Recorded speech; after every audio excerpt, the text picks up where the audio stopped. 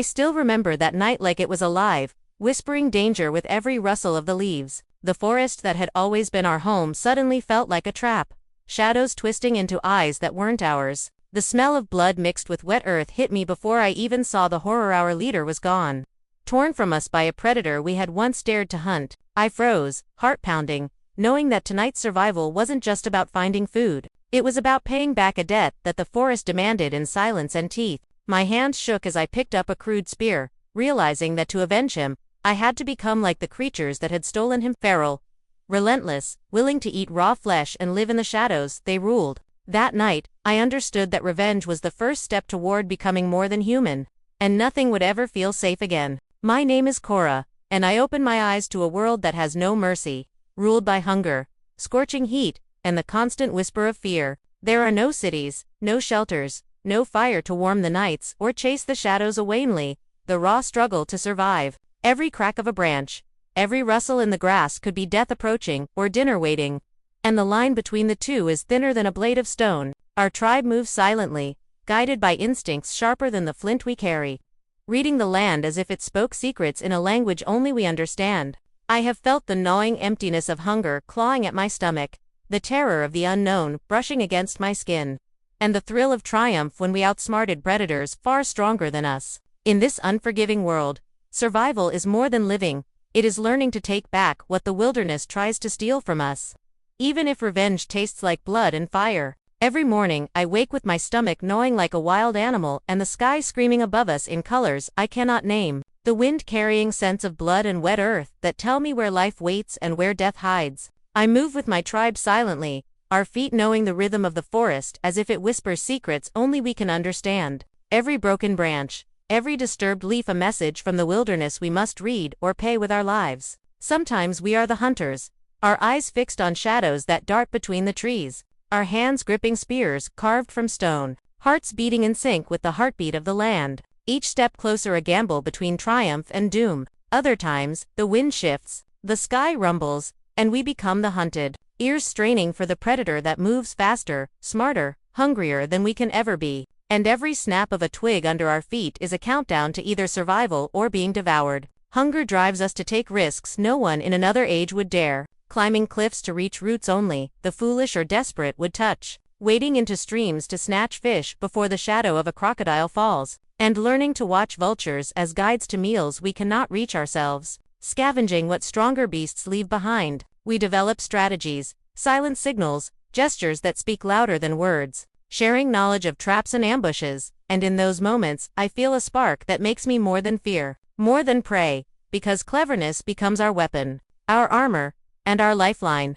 I remember the night I spotted the remains of a leopard's kill, bones gnawed and meat half consumed, and my tribe hesitated, fear in their eyes, but I stepped forward, hands steady, and claimed what others left, knowing that survival demands we take courage where others hesitate, that sometimes we must eat the leftovers of the mighty to rise ourselves. The forest teaches lessons no teacher ever could, that patience is as vital as strength, that observation can outmatch force, and that every choice carries weight, shaping not just our bodies but our minds, turning fear into a tool, hunger into knowledge, and every close call into wisdom.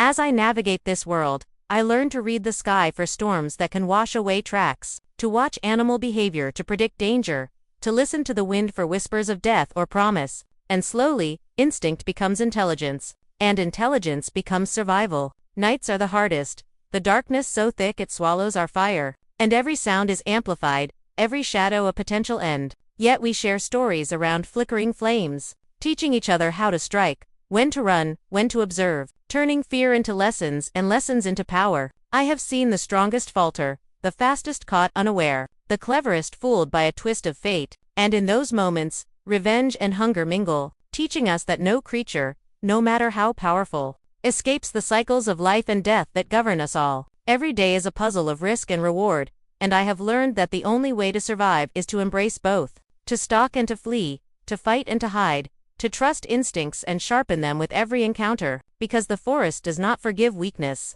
and the predators do not pause for hesitation. Sometimes I think of the human mind as a weapon hidden in our skulls, waiting for the moment to strike when muscles alone cannot win the battle, and I feel pride in our tribe's growing cunning. in our ability to take what the land offers without being taken ourselves. In the thrill of turning fear into opportunity, I remember tracking a herd for days, feeling every step on the soil as if it were a heartbeat, learning their patterns, reading the wind, predicting their movements, and when we finally succeeded, it was not just the food that filled our bellies, but the sense that we had outwitted the forest itself, proving that survival is more than strength. It is patience, strategy, and an unbreakable will. Every meal is a victory, every close escape a story etched into my memory, every lesson a tool sharpened by the teeth of life itself. And I know that one day these lessons will define not just me, not just my tribe, but the future of those who follow. Because the hunger that drives us, the cunning we develop to outsmart both beasts and circumstance, and the courage to seize what is needed,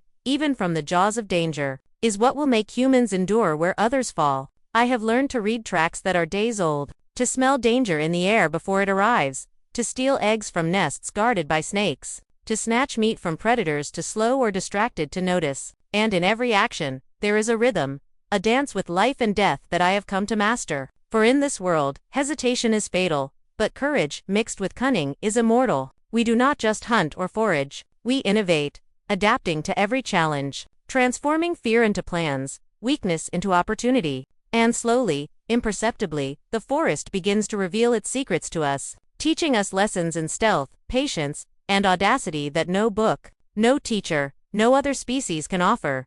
And as I move silently among the shadows, I know that survival is not a gift, it is a conquest earned in every heartbeat, every choice, every bite taken, and every escape from jaws sharper than my courage. And that knowledge, passed from one day to the next, becomes the true feast that sustains not just our bodies but our legacy. Hunger became a teacher that no gentle voice could replace, shaping every decision I made, every path I followed, and every hand I extended toward the gifts or the dangers of the wild. And from that relentless teacher came the survival diet that defined who we were. We had no choice but to eat what the forest offered, digging roots from hardened soil with hands blistered and raw, tasting berries that were sweet one moment and bitter the next, and cracking bones to sip the rich marrow hidden inside, a delicacy that nourished both body and spirit. Insects became snacks, scuttling across leaves or hiding in damp corners, and we learned to catch them with patience and precision. Understanding that life was in every form that moved under the sun, raw meat, blood still warm and scent sharp in the air, was a feast that tested our courage and our resolve, forcing us to confront instincts we shared with the beasts we stalked or evaded. Our bodies adapted slowly, absorbing nutrients from sources that would make later humans shudder. And with each bite, each daring taste, our minds sharpened alongside our muscles, teaching us that hunger demanded creativity as much as it demanded strength. I recall the first time I saw a spark flicker from flint, a tiny rebellion of light against the darkness, and how that spark became a revolution when we learned to roast flesh over the fire, the smell transforming something ordinary into an experience that seared itself into memory and identity. And in that moment I realized that survival was no longer a struggle solely of the body, but a triumph of the mind. The first sign that humans were different from the animals that shared this land with us. Every meal carried lessons. How to recognize which plants were safe, which roots held water for days without wilting, which berries could heal wounds or quell fever, and how to break shells or bones to extract every calorie we could from the land. Our tribe developed rituals, unwritten and unspoken, around these acts of consumption, passing knowledge from one to the next silently, through gestures, observation, and imitation, understanding that the lessons of hunger were as crucial as the lessons of fear. I remember sitting in the hollow of a great tree, marrow dripping from my fingers, watching others roast meat over a fledgling fire, and feeling something strange awaken in me, a sense that this act of eating, of transforming rawness into warmth and flavor, was a power no predator could ever take, a signal that humans were beginning to master the natural world. We experimented with combinations of roots and leaves, learning which flavors complemented each other, which textures satisfied hunger quickest, and how to store food for days when the hunt failed, the sun scorched, or predators were near. Hunger made us bold, forcing us to climb rocks, reach into dark water, dig into the earth, and steal from larger animals when opportunity presented itself, teaching us that survival required courage and cunning equally. I recall the night I lifted a slab of meat from a hyena's kill, heart racing, muscles tensed, aware that a single misstep would mean death. And as I carried it back to my tribe, the pride of that act coursed through me, mingling with the relief of nourishment and the thrill of victory over a creature stronger than myself. And in that moment I understood that food was not just fuel, it was status, power, and survival knowledge. Fire changed everything, and with it, we discovered warmth, protection, and transformation. Learning that cooked meat was easier to digest, more flavorful, and gave energy we had never known, making us stronger, faster, and more capable of enduring the harsh days and nights. The smoke rising from our first fires carried not only aroma but hope, marking a new era where humans could alter the raw world, bending it subtly to their will, and I watched my hands move with precision, placing stones to hold wood, adjusting flames to avoid burning meat, learning techniques that would be passed silently to those who came after. The smell of cooking meat brought tribes together, forging bonds as we shared the feast, teaching each other techniques, exchanging tips, and learning from mistakes, creating a culture without words, yet rich in communication, innovation, and understanding. And I felt the first stirrings of what it meant to be human, to take what nature offered and make it ours without apology. Even in scarcity, we discovered that nothing was wasted. Every root, every leaf, every scrap of meat became a lesson, every bite a testament to ingenuity born from desperation, and slowly, steadily, the diet that began as survival became a catalyst for evolution, shaping our bodies, our brains, and our spirit. Insects, marrow, roots, berries, raw flesh, fire-roasted meat all became chapters in the story of survival, each teaching me patience, observation, and daring, and each marking the first steps of humans claiming dominion not by strength alone but by intelligence, resourcefulness, and the relentless will to endure. I understood then that the hunger that once terrified us also created a spark that no predator, no drought, no storm could extinguish, a spark that would ignite the ingenuity, courage, and cunning that define humanity. And as I watched the flames dance across the first roasted meat, I realized that the forest was no longer just a place of fear, it was now a classroom, a proving ground, and the stage upon which we would become more than prey, more than survivors, more than animals. Learning that the taste of cooked flesh was not just nourishment but a symbol of the beginning of everything we would one day be. The first time I felt the fire's warmth against my skin, I understood that it was more than light or heat. It was a weapon, a shield, and a teacher all at once, a force that could turn the terror of the night into opportunity and the weakness of fear into strength. And in that moment, the forest that had hunted us for so long seemed to shrink before our newfound power. The flames crackled like voices whispering secrets, and I watched as predators hesitated at the edge of the glow, their eyes reflecting the flickering light, unsure whether to attack or flee. And I realized that fire was our revenge against the darkness, a tool that could protect, intimidate, and unite us. Around that fire, my tribe gathered, not just to eat but to communicate, to plan, to exchange observations about tracks, weather, and the behavior of prey and predators alike. And through gestures, mimicry, and shared experiences, knowledge passed from one to another more quickly than it ever could have before. I remember teaching younger members to tend the flame, to place stones to hold wood, to control smoke, and in doing so, we began to understand that survival was no longer just about reacting to the world but about shaping it, about influencing the environment instead of merely obeying it. And with that understanding, our minds began to stretch in ways our bodies could not, imagining strategies for hunting, defense, and even communication that were far beyond instinct alone. The fire illuminated not just the night but possibilities, showing me that we could cook meat to make it safer, easier to eat, and more nourishing.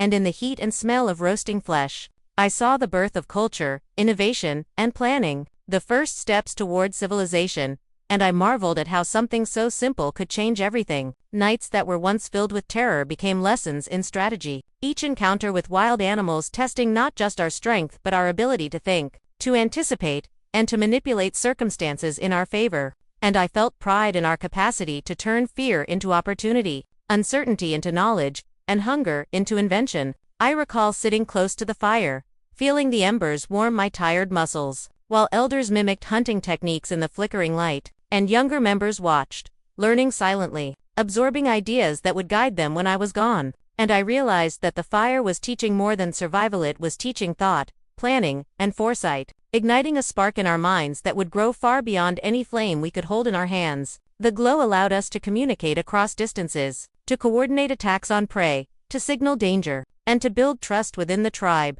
And I understood that we were becoming more than a group of individuals struggling to exist. We were becoming a unit capable of deliberate action, learning from one another and improving collectively. And this was the moment when the line between human and animal began to blur, tipping in favor of intelligence. Each night I watched flames dance against the darkness. Listening to the crackle of wood and the murmurs of the tribe, I felt a shift within myself, a sense that my mind was expanding with every decision made by the fire, with every strategy discussed, with every lesson passed in silence or speech, and that this expansion was as vital to survival as any spear or muscle. The fire demanded attention, care, and respect, and it rewarded those who mastered it with power, protection, and insight, teaching lessons that no predator, no drought, no storm could provide, lessons that would shape our species for generations. I experimented with controlling the heat to cook meat evenly, tried different woods to see which produced more warmth or less smoke, and observed how animals reacted to the glow, noting their avoidance, curiosity, and aggression,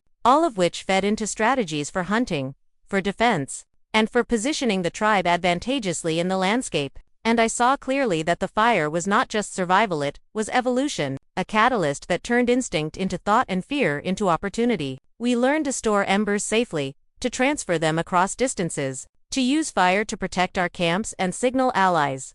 And in these acts, I saw the birth of planning, foresight, and cooperation, each one a step toward mastery of the environment, each one a spark, lighting the path from simple survival to dominance over circumstance. The warmth of the fire, the smell of cooked meat, the dance of shadows on the trees, and the silent communication between members of the tribe all combined to create a rhythm, a pattern of life that was deliberate rather than reactive. And I felt the power of knowledge coursing through us, a force stronger than the sharpest spear, faster than the quickest predator, and more enduring than any storm. I realized that the fire had not only changed our nights, but had ignited a transformation within us, a reshaping of our brains, our instincts, and our abilities, and that from this fire, thought, strategy, and power were born, forging the first true steps toward the humans we were meant to become, teaching us that the greatest weapon we would ever wield was not made of stone or bone, but of insight, courage, and the will to shape the world in our image. And as I watched the flames stretch toward the dark canopy, I knew that nothing would ever be the same again. As I sit by the dying embers of our fire, I understand that survival was never just about filling empty stomachs or escaping the jaws of predators. It was about becoming something greater than the fear that haunted us, about transforming hunger into ingenuity, pain into strength, and terror into strategy. Every root dug, every bone cracked, every flame kindled was a step toward a future we could not yet imagine. And the lessons we learned in shadowed forests and blood-stained plains became the foundation of who we are. The hunger that once threatened to consume us became the force that made us unstoppable. And the cunning born of fear allowed us not merely to endure but to triumph. Our revenge was not on the beasts that prowled the night but on the relentless hand of extinction itself. And from the ashes of fear, fire, and struggle, humans were born, destined to shape the world with mind, courage, and unyielding will.